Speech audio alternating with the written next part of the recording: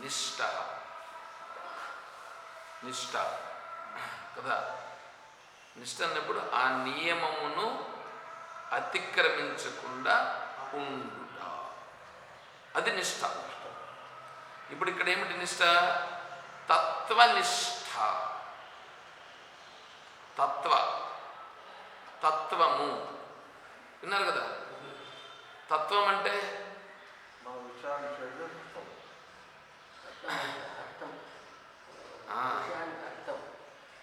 యాథార్థ్యం, యథార్థం. యథార్థం అంటే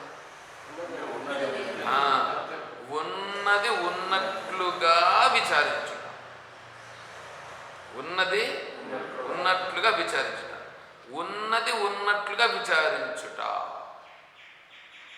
ఉన్నది ఉన్నట్లుగా. ఏది ఉన్నది చూడు నిష్ఠ. ఇప్పుడు నిష్ఠ అన్నప్పుడు తత్వనిష్ఠ. ఇంతవరకు వేరే నిష్ఠలు చెప్పుకున్నాం, ఆ నియమ నిష్టల్లో ఉన్నాం. ఆ నియమ నిష్టల నుండి బాగా పెరిగిన తర్వాత, మనసు పరిపక్వత అయిన తర్వాత వాడు ఒక ఫైనల్ కంక్లూషన్కి వస్తాడు. ఏమిటి? ఈ లోకంలో ఉన్నదంతా కూడా సత్యమా కాదా? ఈ జీవితంలో నేను ఏది తెలుసుకోవాలి? ఏది సత్యమైనది? ఇప్పుడు దేహాభిమాన పాశన విచారిస్తున్నాం కదా, అదంతా విచారిస్తే తెలుస్తుంది. అదంతా విచారం చేస్తాం, ఇంకా లోపలికి ఇంకా వెళ్తాం చిన్న చిన్నగా. స్థూల దేహము, సూక్ష్మదేహము, కారణదేహము, దాని ధర్మాలు ఏమిటి, దీని ధర్మాలు ఏమిటి, ఆత్మ ధర్మాలు ఏమిటి అని తెలుస్తుంది అక్కడ. ఇవన్నీ తెలిసిన తరువాత ఏమవుతుందంటే ఏది సత్యమో తెలుస్తుంది, ఏది సత్యం కాదో తెలుస్తుంది. ఇప్పుడు సత్యమైనది తెలిసి సత్యం కానిది తెలిసిందని అనుకోండి. ఇప్పుడు ఈ చేతిలో వెండి ఉంది, ఈ చేతిలో వెండి లాంటిది ఉంది. ఏమండి? మీరు దేన్ని తీసుకుంటారు? వెండినే తీసుకుంటారు. ఈ చేతిలో గోల్డ్ ఉంది, ఈ చేతిలో రోల్డ్ గోల్డ్ ఉంది. రెండు మీకు తెలుసు, దేన్ని తీసుకుంటారు? ఎందుకు? అంటే దాని విలువను మీరు గుర్తించినారుగా. ఎప్పుడు విలువను గుర్తిస్తారో అప్పుడు విలువైన దాన్ని తీసుకుంటారు. అదేవిధంగానే తత్వనిష్ఠ. తత్వం తెలియాలి, తత్వము తెలియాలి. తత్వము తెలిస్తే అప్పుడేమవుతుంది తెలిసిన? దానిని అప్పుడు పట్టుకుంటాడు. తత్వం తెలిస్తే పట్టుకుంటాడు, తత్వం తెలియకుండా పట్టుకోడు. తత్వాలు పాడితే పట్టుకున్నట్లు కాదు. సామాన్యమటోయి సద్గురుని సేవ చేయుట. సామాన్యమటోయి పాటలు పాడతారు, తత్వాలు పాడతారు. అర్థమవుతుందా? తత్వాలు పడితే ఏం ప్రయోజనం? తత్వాలు పాడడం కాదు, తత్వాలు పాడుట కాదు, తత్వాన్ని తెలుసుకో. సద్గురు అంటే ఎవరు తెలుసుకో. యస్యాంతం నాది మధ్యం నహి కరచరణం నామగోత్రం న సూత్రం నో జాతిర్నైవ వర్ణో న భవతి పురుషో నో నపుంసో న చ స్త్రీ నాకారం నో వికారం నహి జని మరణం నాస్తి పుణ్యం న పాపం నో తత్వం తత్వమేకం సహజ సమరసం. అది సద్గురం, అది సద్గురం. అర్థమవుతుందా? ఎవరు ఆ సద్గురువు? ఎక్కడున్నాడు? నేనంటే ఆత్మస్వరూపమే, అదే సద్గురు. ఆ సద్గురువుకి యస్యాంతం, దానికి అంతముందా? అది ఉందా? మధ్యముందా? యస్యాంతం నాది మధ్యం నహి కరచరణం, దానికి కరచరణాలు ఉన్నాయా? నామగోత్రం, నామాలు ఉన్నాయా? నామాలంటే నామాలు కాదు, పేర్లు ఉన్నాయా? గోత్రం. నో జాతిర్నైవ, జాతి ఉందా? వర్ణముందా? వాడు పురుషుడా స్త్రీనా నపుంసకుడా? చూడట్లుండదు. నహి జని మరణం. జని జననం ఉందా వాడికి? వాడు పుట్టినాడా? వాడు చచ్చిపోతాడా? వాడికి పుణ్యం ఉందా? పాపం ఉందా? అతను తత్వమేకం, తత్వము ద్వారా మాత్రమే తెలియబడేటువంటి. అది ఎట్లుంది? సహజ సమరసం, సహజంగా ఉంటుంది. అది నువ్వేమైనా తయారు చేస్తే వచ్చిందా? తయారు చేస్తే రావా? అది సహజంగా ఎప్పుడుంది? ఎప్పుడు ఉంది. తత్వం వల్ల తెలియబడుతుంది. తెలియని వాడికి తత్వముతో తెలియబడుతుంది. తెలియబడిన తర్వాత మనకు చూడండి, ఎప్పుడెప్పుడు ఏమేమి జరుగుతూ ఉన్నాయి అనేటువంటి దానిపైన మనము ఎంతెంతో జరిగిపోతూ ఉంది, ఎట్లంటో జరిగిపోతూ ఉంది. ఇది జరగకుండా ఉండాలంటే ఏం చెప్తుంది? నువ్వేమనుకున్నా ఏం జరగదు. ఏమనుకున్నా ఈ జ్యోతిష్యాలు ఏమంతా ఉన్నాయి చూడండి. జ్యోతిష్యాలు చెప్పినవన్నీ జరుగుతాయా? జ్యోతిష్యం కరెక్ట్ అయితే ఏం కావాలా? అది జరగాల. జ్యోతిష్యం కరెక్ట్ అయితే జరగాలి కదా. రాజమండ్రిలో స్వామీజీ చెప్పారు, జ్యోతిష్య పండితుడు, ఆయన చెప్పితే జరిగి తీరుతుంది. అట్లాంటి జ్యోతిష్య పండితుడు. ఆయనకు 5 మంది కూతుర్లు. 5 మంది కూతుర్లకి జ్యోతిష్యం చూసే కదా పెళ్లి చేసింటాడు. బ్రహ్మాండంగా చూసి ఈ కూతురి జాతకము, పెళ్లి చేసుకుంటే పోయే అబ్బాయి జాతకం చూసి వీళ్ళైతే బాగుంటారని చెప్పి జాతకం చూసి పెళ్లి చేశారు. పెళ్లి చేసిన తర్వాత 3 విధవలైనారు, 2 మాత్రము ఏదో బాగున్నారు. ఆ 3 విధవలు అయిన తర్వాత అతను ఆ జాతకం దాన్ని పెట్టింది ఎవరు? ఆయన పెట్టాడు. ఇప్పుడు నేను జ్యోతిష్యాన్ని నమ్ముకొని మా కూతుర్లకి ఇంత ఇది చేద్దామని చెప్పి నేను చేసినాను, కానీ నేనేమి చేయలేకపోయినాను. ఈ జ్యోతిష్యం అనేది నిజమైతే ఇది జరగచ్చునా? కాబట్టి ఈ జ్యోతిష్యము నమ్ముకుంటే ప్రయోజనం లేదు, ఇది సత్యం కాదని తన దగ్గర ఉండే గ్రంథాలన్నీ ఎత్తుకొని తనే కాల్ చేసి, ఈ రోజు నుంచి నేను ఎవరికి జ్యోతిష్యం చెప్పను.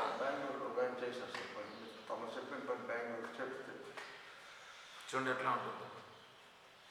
ఈ జ్యోతిష్యాన్ని నమ్ముకుని మనం పోతూ ఉంటాం. దాన్ని కాదు నమ్ముకోవాల్సింది, పట్టుకోవాల్సింది దేన్నే? సత్యమును పట్టుకో, తత్వాన్ని పట్టుకో. ఏది జరగాలని ఉందో అది జరుగుతుంది. నేను ఆలోచన చేయాలి. ఆలోచన చేసి ఎట్లా చేస్తే కరెక్ట్గా ఉంటుందో అలా కరెక్ట్గా చేసేదానికి ఆలోచించి చెయ్యాలి. అర్థమవుతుందా? అది చేస్తే వాడు గొప్పవాడు, వాడు విజ్ఞానవంతుడు అవుతాడు. కానీ వాడి దగ్గరికి ఎవరి దగ్గరికి పోయి వాళ్ళ దగ్గరికి డబ్బులు ఇచ్చి వాళ్ళ దగ్గరుండే అహంకారం చూస్తే తెలుస్తుంది. కాకినాడలో నేను ఒకసారి ఉడిపి హోటల్ ఫస్ట్లో పోయినప్పుడు ఉడిపి హోటల్లో ఉండినాను. నేనున్న హోటల్లోనే నా రూమ్ పక్కలో ఇచ్చినారు వాడికి రూమ్. ఏందో వేరే వాళ్ళందరూ వచ్చిపోతాంటే ఏమి వచ్చిపోతాంటారు అని అనుకుని నేను బయట వచ్చినాను. క్లాస్ అయిపోయింది. క్లాస్ అయిపోయిన తర్వాత రూమ్కి పోయినాము. రూమ్లో అంతా కూర్చొని ఉంటే ఎంతో అని గలాట జరుగుతుంటే సరే బయట వచ్చి కూర్చున్నా. చూస్తే అందరూ కూర్చోన్నారు. ఏమంటే ఆ రూమ్లో పలానా జ్యోతిష్య పండితున్నాడు, వాడి కోసం అన్నీ ముందుగానే బుక్ చేసుకుంటారు. టోకన్ అంత కాంటాక్ట్ కావాలంటే 500 రూపాయలు బుక్ చేసుకోవాలన్నమాట ముందుగా. పోనీ అప్పటికప్పుడు ఇస్తారంటే వాడు అసిస్టెంట్ ఉంటాడు, వాడాడు హైదరాబాద్కి చెప్పాలంటే హైదరాబాద్కి ఫోన్ చేస్తే వాడు రిజిస్ట్రేషన్ చేస్తారంటే వాడి నుంచి వీడికి వస్తుందంట. వీడు ఎంత పోయి వాడు చేసింది మళ్ళీ ఆడొచ్చి కూర్చున్నారు, 2-3 వచ్చి కూర్చున్నారు. అది చూపించుకొని వచ్చిన తర్వాత వాళ్ళని నేను ఇంటర్వ్యూ చేశాను. ఇంటర్వ్యూ చేసిన తర్వాత నేను కన్నా ఇక్కడనే వాళ్ళకన్నా చెప్పి ఉంటే వాళ్ళు కొద్దిగా మారినవాళ్ళు. కాకపోతే అక్కడే నేను చెప్తే వీళ్లకు నాకు గలాట వస్తుందని నేను చెప్పలే అప్పుడు. ఎందుకంటే జ్యోతిష్యంని ఇప్పుడు వాడు అప్పటికి 3 సార్లు తిరిగినాడు. 3 సార్లు తిరిగితే ఏమీ మారింది ఏం లేదు, వాడు తలరాత మారిందిలే ఏమీ లేదు. వచ్చిన ప్రతిసారి నువ్వు పలానా తప్పు చేసినావు అందుకోసం నీకు కాలేదని చెప్తున్నాడు వాడు. ఇట్లా ఉంటారు వీళ్ళు. వాళ్ళు జరగలేదు అని అంటే వాడి మీద ఆరోపణ చేసుకోవడం, నువ్వు తప్పు చేసినావు చెప్పి మన మీద చెప్తాడు. ఇట్లాంటి ఇవంతా ఎట్లుంటాయి చెప్పండి. కాబట్టి అది కాదు, మనం బాగా ఆలోచన చేసుకోవాలి. అందుకే తత్వనిష్ట నేను తత్వం యథార్థమును తెలుసుకుంటానని మనసులో ముందు అది రావాలి. అర్థమవుతుందా? ఆ తత్వం ఏమిటి? దాని ముందరేముంది? శివ తత్వనిష్ట. శివతత్వనిష్ట. శివ శివ ఎవరు శివ?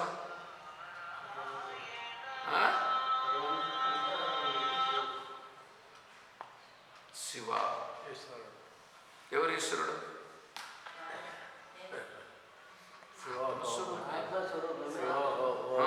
శివోహం. చూడండి, చిదానంద రూప శివోహం. శివోహం చిదానంద రూప శివోహం.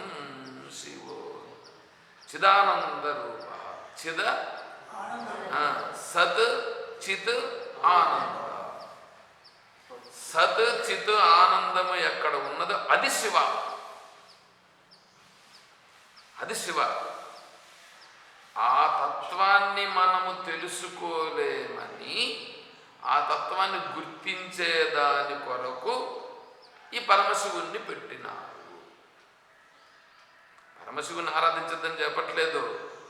పరమశివుణ్ణి ఆరాధించిన తర్వాతనే పెరిగి పెరిగి బుద్ధి వివేకం పెరిగి పెరిగి పెరిగి అప్పుడు ఇటు వస్తాడు. ఇటుకు వచ్చి శివానంటే ఎవరు? చిదానంద రూప శివోహం. ఆ శివుడు ఎవరు? ఆ శివుడే నేను. న నిరోధో నచోత్పత్తి న బద్ధో నచ సాధక. చెప్తున్నారు అక్కడ ఉపనిషత్తు చెప్తాను. న నిరోధో నచోత్పత్తి న బద్ధో నచ సాధక న ముముక్షుర్న వై ముక్తః ఇత్యేషా పరమార్థత.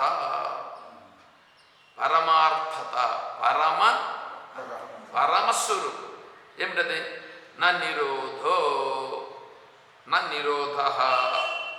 నిరోధం ఏదైనా దాన్ని వచ్చి ఏమన్నా అడ్డుపడుతుందా? దానికి అడ్డుపడుతుందా? మనందరికీ అడ్డుపడి ఉందా లేదా? ఏంది అడ్డుపడి ఉండేది? అజ్ఞానం. అజ్ఞానం అడ్డుపడి ఉందిగా. కానీ ఆత్మస్వరూపానికి అడ్డుపడుతుంది ఏమైనా? ఏం అడ్డుపడదు. ఇప్పుడు అజ్ఞానము మనము తెచ్చిపెట్టుకున్నామా? ఆత్మ తెచ్చిపెట్టుకునిందా? మనం తెచ్చిపెట్టుకున్నాము, కానీ ఆత్మకేమో అజ్ఞానం అడ్డుపడట్లేదు. నచోత్పత్తి. అదేమైనా ఉత్పత్తి అయ్యేదా? ఆత్మస్వరూపం ఉత్పత్తి అవుతుందా? మీరు జ్ఞానం తెలుసుకుంటే దానివల్ల ఏమన్నా ఇంతవరకు లేని ఆత్మ మీరు తత్వం తెలుసుకుంటే ఏమన్నా ఉత్పత్తి అయ్యిందా? ఉత్పత్తి కాదు. అర్థమవుతుందా? మరి తత్వాన్ని ఎందుకు తెలుసుకుంటున్నారు? తత్వాన్ని ఎందుకు తెలుసుకుంటారంటే ఉన్న యథార్థాన్ని తెలుసుకోవాలంటే తత్వం దాన్ని తెలుసుకుంటుంది. తత్వంతో తెలుసుకుంటేనే నీకు ఉన్న యథార్థం తెలుస్తుంది. కానీ నువ్వు తత్వాన్ని విచారణ చేసిన దానికోసం ఇప్పుడు ఆత్మస్వరూపం రాలా. మనం మోక్షం పొందుతా అంటే ఏమనుకుంటాం? మోక్షం పొందుతా అంటే దేవుడు అనుగ్రహిస్తే మోక్షం ఇస్తారు అని కదా అనుకుంటాం. అట్లుగా శాస్త్రం తత్వం అర్థమవుతుందా? అక్కడికి ఇక్కడికి ఎంత తేడా వచ్చేసింది చూడండి. అది ఒకప్పుడు ఉండింటాడు, అక్కడి నుంచి ఇక్కడికి వస్తాడు. ఇప్పుడు పరిపక్వత వివేకం కలిగితే వచ్చేది ఇదంతా. అర్థమవుతుందా? నచోత్పత్తి నా బద్ధో. బద్ధులుగా ఉన్నామా లేదా? మనం బద్ధులుగా ఉన్నాం లేదా? కొడుకు అంటే నేనెవరు? తండ్రి. నేను తండ్రిని అని నువ్వు అన్నావనంటే నువ్వేమైపోయినావు? నాకు కొడుకున్నాడు అంటే నువ్వు ఇప్పుడు ఆత్మస్వరూపం భావనలో ఉండవా లేకపోతే ఈ భావనలో ఉండవా? అట్లయితే నేను తండ్రిని అనకుండా ఉండమంటారా అంటే నేను అట్లని చెప్పట్లేదు. ఈ శరీరంతో తండ్రిగా ఉన్నామండి కాదని చెప్పట్లేదు. కానీ నేను తండ్రిని కాదు. నేను తండ్రిగా ఉండే పోర్షన్ అనేది ఈ శరీరానికి వచ్చింది. ఆ పోర్షన్తో ఇది జరిగింది. కానీ నేను నిజంగా ఆత్మస్వరూపం. చూడండి ఎట్లా ఉంది. నేను కొడుకుని. నేను కొడుకునా? కొడుకు పోర్షన్ వచ్చింది. అందువల్ల నేనేం చేయాలి? కొడుకుగా ఏం చేయాలనో అది చెయ్యాలి. తండ్రిగా ఏం చేయాలనో అది చెయ్యాలి. పోర్షన్. నాటకం ఉంది కదా, నాటకంలో వస్తుంది కదా. ఆ వీధి నాటకాల్లో పెరిగి పెరిగి పెరిగి ఇప్పుడు సినిమాలు అయినాయి. ఆ సినిమాల్లో యాక్ట్ చేసేదానికి అర్రులు చాచుకుంటూ పరిగెత్తిపోతూ ఉంటారు. జీవితాలన్నీ నాశనం చేసుకుంటున్నారు. పెళ్లి కాకుండా అయిపోతుంది, పెళ్లి అయినా కూడా మళ్ళీ విడిపోతున్నారు. ఎన్ని ఎన్ని ఇదంటే అన్ని జరిగిపోతున్నాయి. ఎందుకో పోర్షన్ సక్రమముగా చెయ్యలేక. పోర్షన్ సక్రమంగా చేసినామనుకో ఆటికి పోలనా. ఇప్పుడు వాడు గొప్ప నాటకమా మంది గొప్ప నాటకమా చూసుకోండి. వాడు నాటకం వేస్తున్నాడు దేనికోసం? డబ్బు కోసం, భుక్తి కోసమే వాడు నాటకం వేస్తున్నాడు. ఆ నాటకం గొప్పదా? భగవంతుడిచ్చిన పాత్రను నేను పోషిస్తున్నాను, భగవంతుడు నా కర్మానుసారంగా వచ్చిన పాత్రను నేను పోషిస్తున్నాను అని చేసే నాటకం గొప్పదా? ఈ నాటకం కంటే మించిన నాటకం ఇంకొకటి లేదు. శివుడు నాట్యం చేస్తాడుగా. ఏం నాట్యం? ఇదే నాట్యం. ఈ నాటకం ఆడటమే నాట్యం. శివతాండవం. శివతాండవం అంటే ఇదేనండి. అర్థమైనా? శివుడు తాండవం చేస్తాడని ఆడ భుజుని శివతాండవం చేసుకుంటారు వీళ్ళు. శివతాండవం అది చేస్తే ఏం ప్రయోజనం? అర్థమవుతుందా? ఈ శివతాండవం తెచ్చుకుంటే పరమేశ్వరుని యొక్క వైభవం చూడు. ఎంత చూసినా ఎక్కడ చూసినా నీకు శివతాండవమే. శివతాండవము కనిపించిన ప్రదేశం ఎక్కడన్నా ఉందా? గడ్డి పోచ అట్లా ఉందంటే కూడా పచ్చగా ఉందంటే శివతాండవం ఎంత బ్రహ్మాండంగా ఉంది, శివతత్వం ఎంత బాగుంది చూడండి ఎట్లా ఉంది. చూసారా ఇది? చిదంబరంలో శివతాండవం అనేది తెలియనట్టు చెప్తాను. ఆ శివతాండవమును గురించి,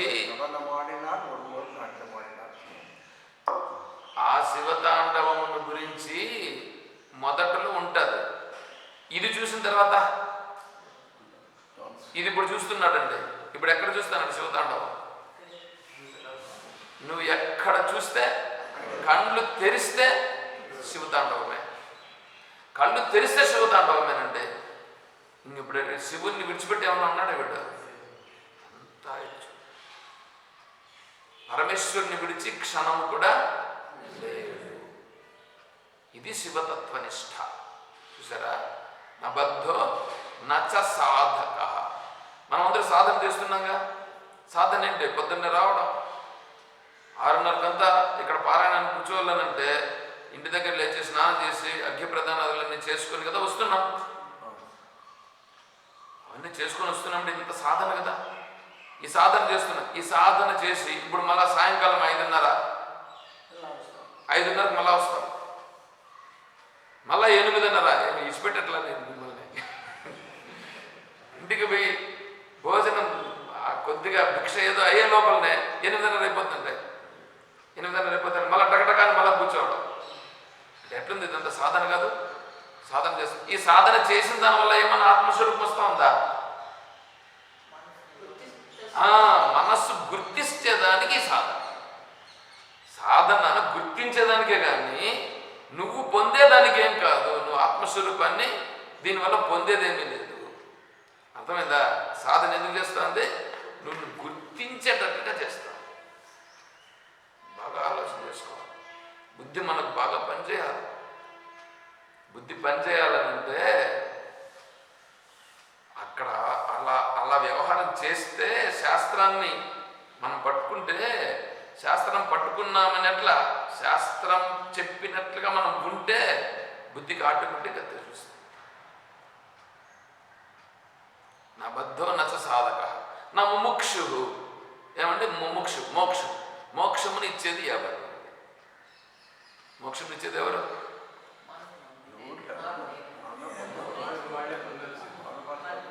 పొందేది ఉందా? ఆల్రెడీ నేను మోక్ష స్వరూపున్నాయా? నేను ఆత్మస్వరూపుని. నేను ఆత్మస్వరూపుని ఉన్నా కదా. నాకెవడు మోక్షం ఇచ్చేది? ఎవడో రమ్మని చెప్పండి. మీరు చెప్పండి. మీకు ఆత్మస్వరూపాన్ని ఎవడైనా వచ్చి ఇవ్వగలదా? ఎవడిస్తాడు?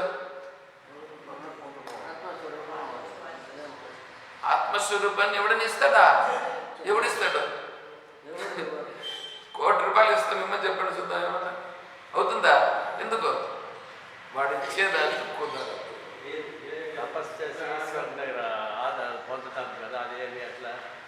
తపస్సు చేసి ఈశ్వరుని కనిపించుట పొందుట అంటే నీ మనస్సు తదాకారమును పొందుట. మనస్సు ఆకారాన్ని పొందుతుందే కానీ ఈశ్వరుడు అనేటువంటి వాడు వేరే ఎవరు లేదు. నీ మనస్సు తపస్సు చేసిన కారణం చేత ఈశ్వరుని ఆకారమును పొందినది, అంతేగాని వేరే ఈశ్వరుడు అంటూ ఎవడు లేడు. ఆ ఈశ్వరుడు ఎవరైనా ఉన్నాడంటే నా మనస్సే ఈశ్వరుని ప్రార్థించి అలా అవుతుంది. నారాయణుని ప్రార్థించి నా మనస్సే నారాయణుడిగా అవుతుంది. అర్థమైనా? శివుడు ఏమైనా ప్రత్యక్షమైనాడంటే శివుడు ఎట్లా ప్రత్యక్షమైనాడు? నా మనస్సే శివుడుగా ప్రత్యక్షమైనది, నారాయణుడిగా ప్రత్యక్షమైనది కూడా నా మనస్సే. ఆ శివుడే అనుగ్రహించాడంటే నా మనస్సే నాకు అనుగ్రహించినది, అంతేగాని వేరేంగేమి. కాబట్టి మోక్షమును వేరే వాళ్ళు ఇచ్చేదానికి లేదు. ఆత్మస్వరూపం సహజముగా ఉన్నది, అది పరమార్థం. ఈ తత్వాన్ని అనుభూతిలో తెచ్చుకున్నటువంటి వాడు శివ తత్వ నిష్ఠ. కానీ అర్థమవుతుందా? ఇప్పుడు వీడు శివతత్వనిష్టలో ఉన్నాడు. వీడు ఇందులో నుంచి జారుతాడా? ఈ స్థితి అనుభవం అయిపోయిందండి. మీరు రోల్డ్ గోల్డ్ రెండు తెలిసిపోయినాయి. పొరపాటునైనా రోల్డ్ గోల్డ్ని పట్టుకుంటారా? తెలిస్తే పట్టుకోరుగా. తెలిసిననే కదా చెప్తున్నాను. అదేవిధంగానే ఇక్కడ కూడా మీకు తెలిసింది ఏమిటి? శివతత్వము అనేది తెలిసింది. తెలిస్తే ఇంక వేరే అక్కడి నుంచి జారుట ఉంటుంది. అందుకే అది చెప్తున్నారు. ఇప్పుడు ఆ ప్రశ్న, కహ పూజనీయ, ఎవడయ్యా పూజనీయుడు? ఎవడు పూజనీయుడు అంటే ఈ శివతత్వనిష్ట ఎవడున్నాడో అతను పూజనీయుడు, అతను పూజింపదగిన వారు. వాళ్ళను మనం సేవించాలి, వాళ్ళ ద్వారా ఆ సహజత్వాన్ని మనం తెలుసుకోవాలి. అర్థమైందా? వాళ్ళు పూజనీయులు, వాళ్ళ దగ్గరికి వెళ్ళాలా, వాళ్ళని సేవించాలా, వాళ్ళ ద్వారా మనం తత్వాన్ని. ఎందుకంటే వాళ్ళు ఆ మార్గంలో పోయి ఆ స్థితికి వెళ్ళారుగా. వాళ్ళు ఒకప్పుడు పూజ చేయలేదా? వాళ్ళప్పుడు జపం చేయలేదా? ధ్యానం చేయలేదా? తిరగలేదా? దేవస్థానాలు చుట్టలేదా? వాళ్ళందరూ చుట్టూ కదా ఇప్పుడు ఆ స్థితికి వచ్చారు వాళ్ళు. ఇప్పుడు నేను కూడా తిరుగుకుంటూ ఉండడమా? తిరిగి అలిసిపోవడం తప్ప ఇంకేముందండి? తిరిగి తిరగని స్థాయికి చేరవలేదు. సరేనా? అటువంటి స్థాయిని చేరిన మహానుభావులే పూజనీయులు. మనం కూడా ఆ స్థాయికి చేరాలి కాబట్టి వారిని మనము ఆశ్రయించాలి. సరే, అక్కడికి శ్లోకం పూర్తవుతుంది. మళ్ళీ 14వ శ్లోకంలోకి వెళ్తాం.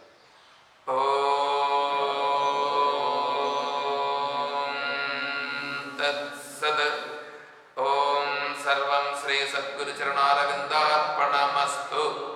ఓం జయ బోలో శ్రీకృష్ణ పరమాత్మకి జయ, బోలో గీతా మాతా की जय, बोलो भक्त मंडली की हर नमः पार्वती पतये। जय सीताराम। हरि ओम।